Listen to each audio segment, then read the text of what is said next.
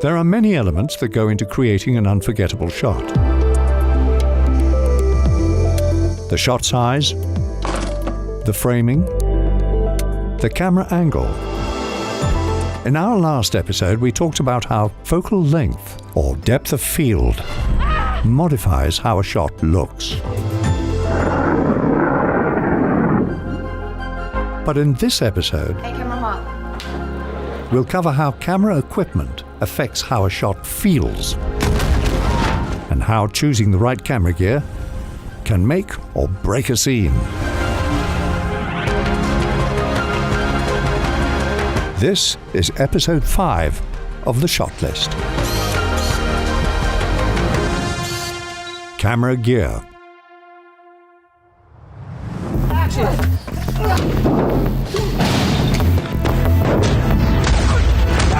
The more familiar a filmmaker is with the various camera rigs, the better equipped they are to capture a visual.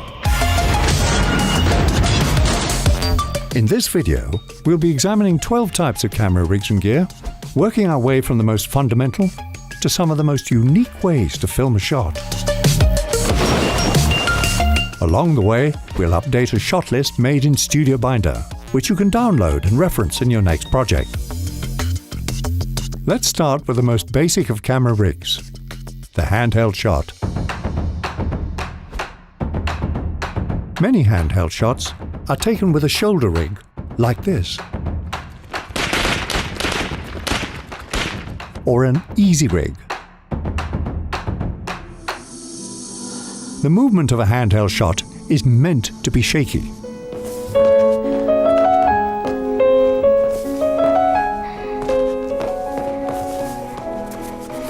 And filmmakers can use jagged handheld shots to heighten the intensity of a scene. Or they can use it more subtly to establish intimacy. The latest increase in heating oil prices. Renters in the metro area. Okay, hold on. Don't shoot. You see where you're going? Mm-hmm. Okay. The opening scene of Avengers: Endgame uses the handheld shot for both intensity and intimacy. Ready? In the beginning of the scene, the camera's shake is subtle, but its documentary-style presence makes us feel like we're standing right there, watching this intimate moment. Mind your elbow. Good job, Hawkeye. Go get your arrow. But when Hawkeye's family disappears, Lila, let's go. Lila. the camera shake intensifies. Babe. Babe. Boys. We can feel his panic. Boys. Laura. A handheld camera can be effective at increasing intensity or intimacy. But there are times when a shot may not benefit from any camera shake at all. Enter our next camera rig, the tripod. Tripods, sometimes referred to as sticks, are a fixed three-legged support mechanism, great for either static shots or shots with movement, if movement is needed. Very good. A fluid head tripod allows the camera to smoothly pan left and right, or tilt up and down. The static framing of a tripod is ideal when you don't want to distract from the subjects within the frame, like in dialogue scenes. You're nothing to me now. You're not a brother. You're not a friend. I don't want to know you or what you do. Emotional single shots, and shots that focus on blocking and staging. In this precisely framed static shot from Grand Budapest Hotel, Wes Anderson mounts the camera to the tripod and keeps it locked. She's been murdered, and you think I did it. He takes advantage of the depth and blocking of the shot for comedic effect. It's a memorable moment, and it's achieved with a simple static tripod shot. Moving on, our next camera rig, The pedestal. A pedestal is a camera mechanism that moves vertically up and down for smaller vertical motions when you want to match the movement of an actor, establish a world,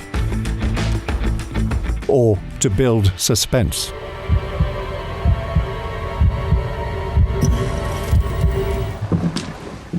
Let's look at this scene.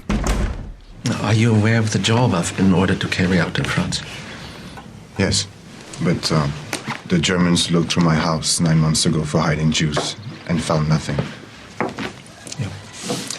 I'm aware of that. In the opening scene of Inglourious Bastards, Tarantino uses Hitchcock's theory of suspense. People are sitting around a table, very dull. Now take the same scene and tell the audience there is a bomb under that table. Ages of the children? And he does it with a downward pedestal shot I'm not really sure. to reveal a metaphorical bomb under the table.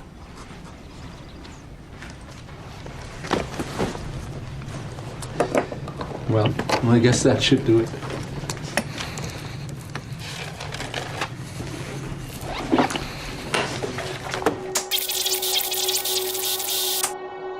But what would this moment look like if Tarantino chose to cut instead?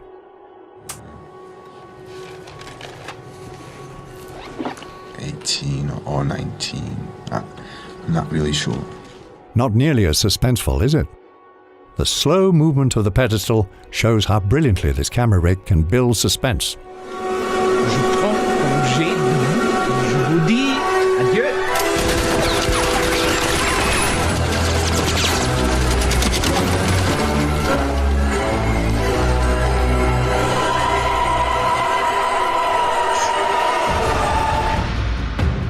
Now, sometimes filmmakers want big vertical movements that a pedestal cannot achieve. This is where cranes and jibs come into play. Although the scale of the equipment may differ, the terms crane and jib are often used interchangeably. Both use arms to extend the camera outward and smoothly glide it left, right, up, or down. The large camera movements that a crane achieves can also be used to highlight a specific emotion of a shot.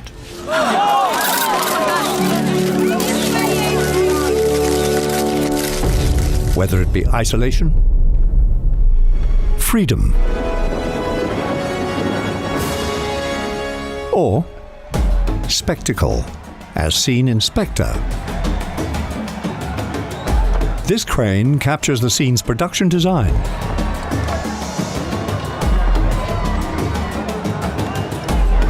Blocking.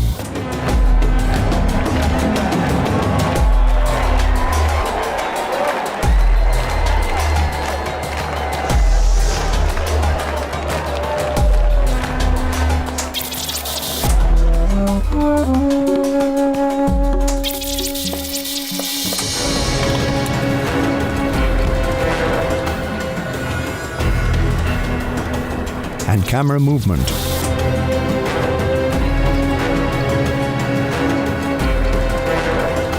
All in one smooth, long take.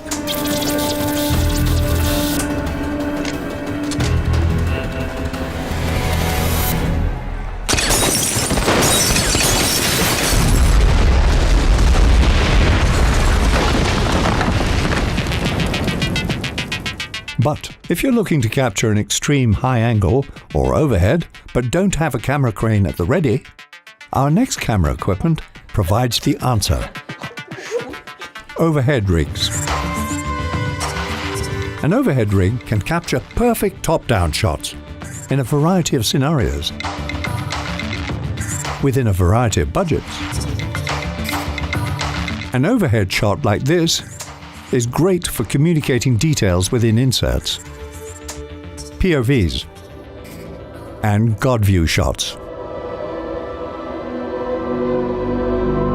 Named for their objective, omniscient perspective. Few filmmakers embrace this technique more than Martin Scorsese. In Casino, there is a direct parallel to omniscience. Not just to the surveillance cameras, which Sam refers to as the eye in the sky, And the eye in the sky is watching us all. but to Sam's ability to see and know everything that happens in his casino. Consider this moment when he suspects a pair of cheaters. Now here's this guy reading the dealer's hole card and signaling his buddy at this table.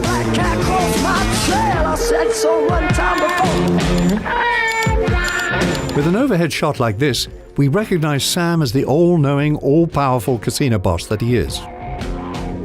While Scorsese most likely didn't use an overhead rig, you can achieve similar God's Eye view shots when the budget or location makes a crane impossible. Moving on. Our next camera rig also prioritizes movement and precision. The dolly. A dolly is a wheeled apparatus that a camera is mounted on. The tracks can be either straight or curved.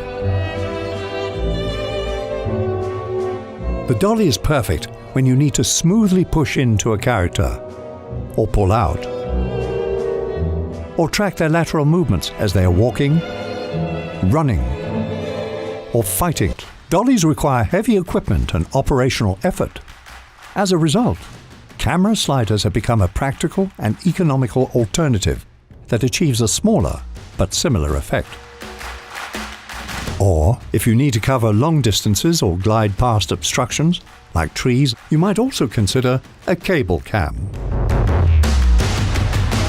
And you compare a dolly movement with a lens zoom to create a vertigo effect, like this. We have an entire video breaking down the dolly zoom, aka the Zolly, so be sure to check it out. Our next rig allows a camera to move steadily across most terrains without tracks. The stabilizer. A stabilizer is an apparatus that holds a camera in a manner that compensates for unwanted camera shake, allowing the camera operator to move freely in any direction. The camera shake is eliminated either with counterweights, such as in a Steadicam, or with motorized gimbals that rely on battery power. Stabilizers allow a shot to move with the blocking of an actor more organically than a dolly. Ideal for long takes, moving through large sets,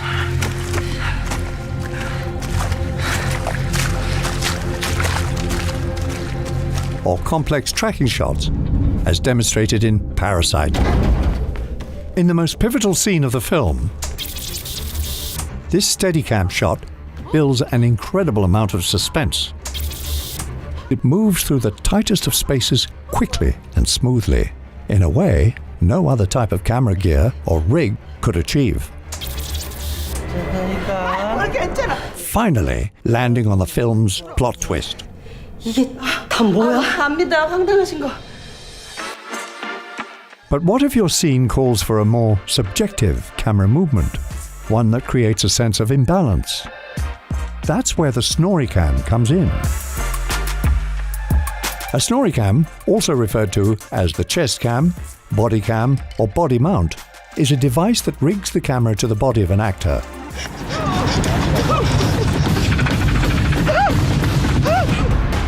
The Snoricam establishes a dynamic point of view that hinges on the movements of the actor. Help me, Jewish God! Help me, Allah! Ah! Help me, Tom Cruise! This can be used to create vertigo, dizziness, panic. It can also be used to make the audience feel the tragedy of a character, as brilliantly executed in Requiem for a Dream. The Snoricam is used to capture both the actor's face and a point of view, making it nearly impossible not to feel the character's emotions, anxiety, and nausea.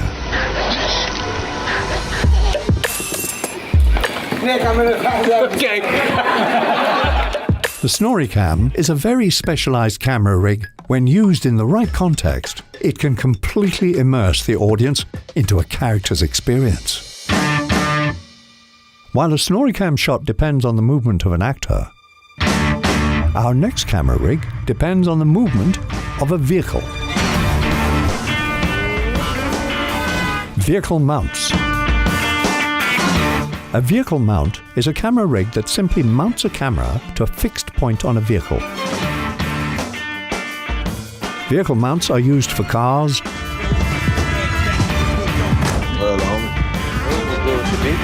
Royale with cheese. Royale with cheese. bikes, helicopters. Sometimes a vehicle mount is the only type of camera gear that can capture the realism and intensity of a moment. Like in this scene from Mission Impossible: Rogue Nation. Open the door! Cruise literally hangs off an Airbus as it takes flight.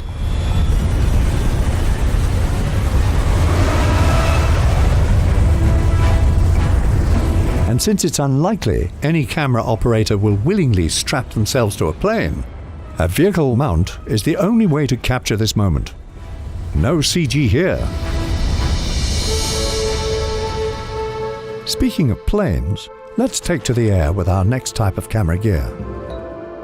Drones. In the past, helicopters used to be the most practical means of shooting aerial shots, allowing cinematographers to capture some of the most iconic, establishing shots in cinema. But with the advancements in drone technology, aerial shots have become accessible to filmmakers with all budgets. Whoa!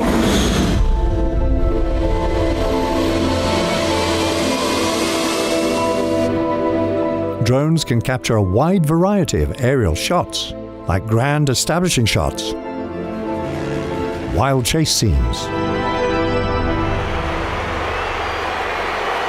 or unique establishing shots as seen in Bohemian Rhapsody.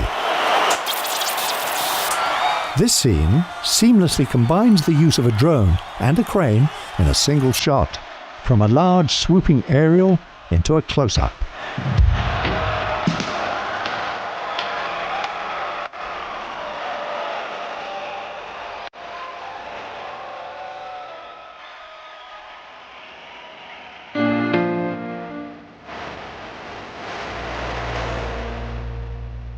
Speaking of unique shots, our next camera rig has allowed some of the most creative shots in cinema.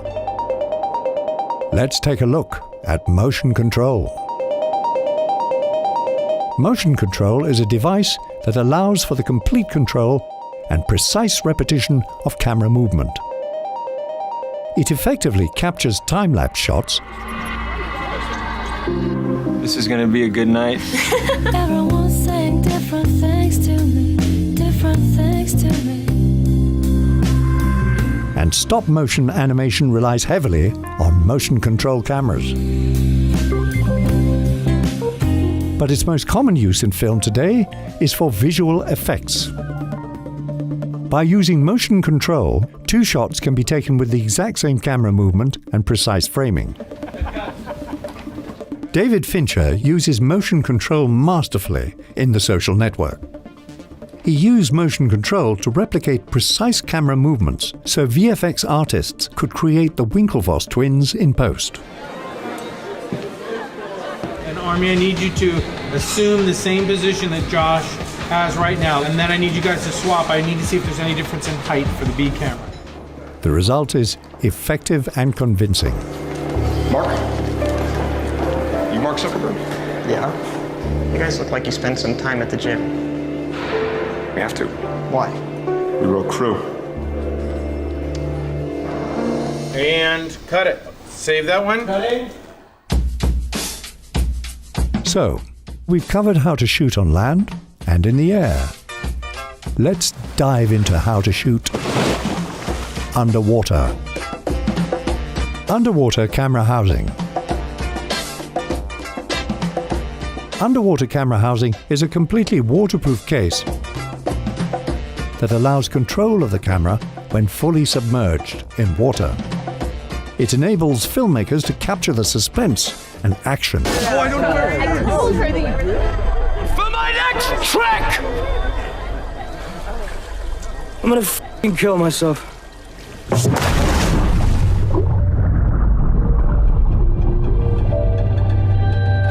As in Moonlight, more intimate. This scene could have been shot with a long telephoto lens from shore. But by using underwater housing, we can see the water partially fill the frame, as if we're floating with the characters. You're in the middle of the world, man. The underwater housing creates an intimate and anxious effect beyond what any other camera rig could have achieved. And these are the 12 camera mechanisms, each with their own unique, emotive properties. So now, let's put them to practice. In this scene from Dunkirk, Christopher Nolan uses different camera mechanisms to make the narrative dynamic, immersive, and completely engaging. We'll do our best to Did you identify all of Nolan's camera mechanisms? Selecting the right camera gear for the moment can play the key role in making a scene engaging and emotionally resonant. A clear shot list equals a clear game plan for a scene.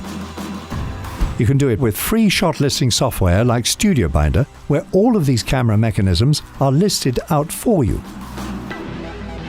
Check the links in the description for a cheat sheet of all the camera mechanisms we covered in this video, along with articles on more rigs, lenses, and other cinematography essentials. In the next episode of this series, we'll explore camera movement and how the best filmmakers in the world use simple but powerful movement decisions to create memorable moments. Subscribe, click the bell, and we'll see you in the next episode.